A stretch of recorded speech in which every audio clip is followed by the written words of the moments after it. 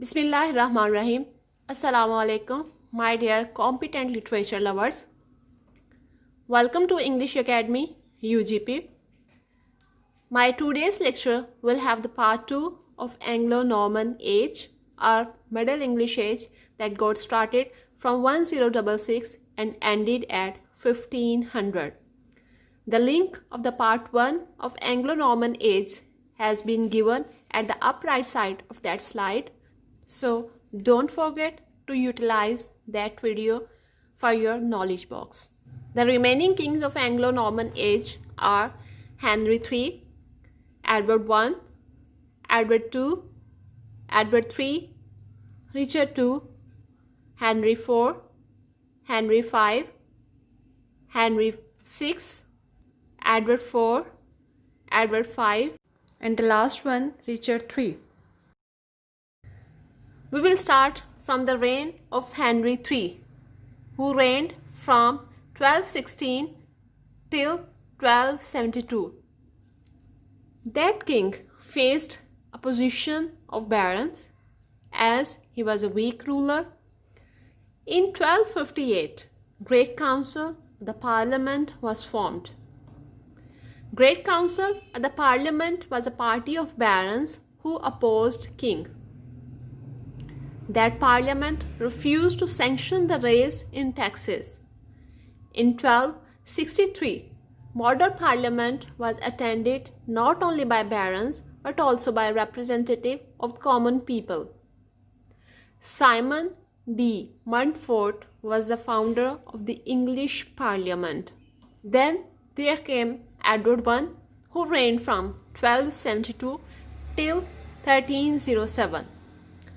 Unlike his father Henry III, he was a great soldier with great mind. He secured loyalty of the people by referring all matters to Parliament. He was the first king who included not only barons, members of clergy, but also commons in model Parliament. He conquered Wales, but he failed to conquer Scotland because for these operations he needed money, but Parliament refused to raise taxes. So this refusal raised constant quarrels between the king and the Parliament. But on the whole, reign of Edward I had prosperity, greatness and steady progress. Then the reign of Edward II started from 1307 and ended at 1327. Edward II was a great contrast of his father Edward I. He was an idle, careless, carefree and a childish king. He had been described as first king who was not a man of business. He discontinued his father's efforts to conquer Scotland. He dismissed his father's old ministers. He appointed Piers Gaveston as his chief counselor. Piers Gaveston was his boyhood companion and he was also a vain and showy baron. Gaveston encouraged the king in his follies. That scenario provoked the barons to force the king to exile Gaveston. So Gaveston was exiled. Edward II was made merely a puppet in the hands of barons. He was defeated by Bruce at the Battle of Bannockburn in 1314, and Bruce was the leader of Scotland. Scotland secured independence, but Edward II was now completely at the mercy of baronial opposition in England.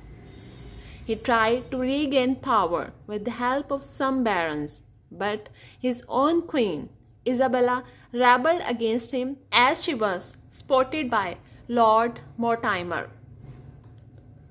Moreover, most of the barons were on her side. So Edward II had to surrender in favor of his 14-year-old son, named Edward III. Edward III reigned from 1327 till 1377. He was a contrast of his father, Edward II. He was more a military adventurer than an administrator. Contrary to his father, he was looked up as the greatest king not only in England but in all Western Europe. He conquered Scotland. He invaded France in 1339. This war was between England and France and lasted for 100 years and therefore called the 100 Years' War, which started in 1339 and ended at 1431. Edward III defeated the French twice at the Battle of Crécy and Poitiers. Terrible plague, Black Death ravaged England and swept away 3/4 of the population. A statute of labourers was passed in 1351, under which labourers were forced to work. From the political point of view, the era of Edward III was an era of great management. So, from the literary point of view, it was also a fertile age. As William Langland, who was an English poet, wrote his Piers Plowman in 1362. Piers Plowman was an allegory. Moreover, the father of English poetry, Geoffrey Chaucer, was also born in 1340, which was also the era of Edward III. Then there came Richard II, who reigned from 1377 till 1399. He was a weak king, so his era had to face peasants' revolt under the leadership of Wat Tyler. Scott attacked England in 1385. Richard II was suddenly and forcefully removed by his cousin, Duke of Bolingbroke, who ascended throne in 1399 as Henry IV. Henry IV reigned from 1399 till 1413. He defeated Scots and brought order in state. Then there came Henry V, who reigned from 1413 till 1422, and he restarted war against France. He defeated the French at the Battle of Agincourt in 1413, so he became regent of France. Regent means a person who appointed to administer a state. Then there came Henry VI, whose era started from 1422 and ended at 1461. He continued war against France because the French, under the leadership of Joan of Arc, made their last bid to drive the English from their soil. Joan of Arc was burnt at the stake in 1431.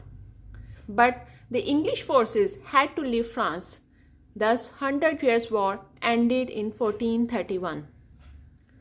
Printing press was invented by William Caxton in England, and War of Roses between two rival royal houses, York and Lancaster, started in 1453 for the claim of the throne of England and ended in 1485.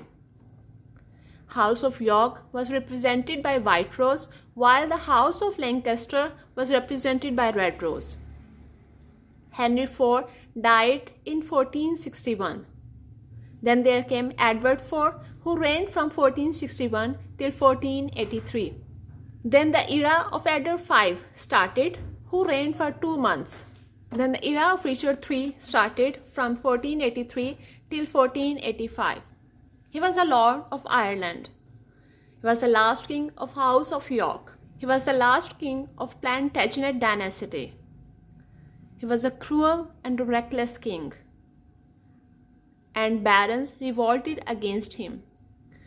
So his defeat and death at the Battle of Bosworth in 1485, which was the last decisive battle of the Wars of Roses, marked the end of the Middle Ages in England.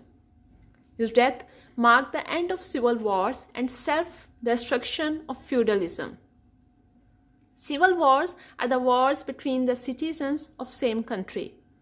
So, after the death of Richard III, Henry Tudor became the king. So, this was the whole history of the Anglo-Norman age.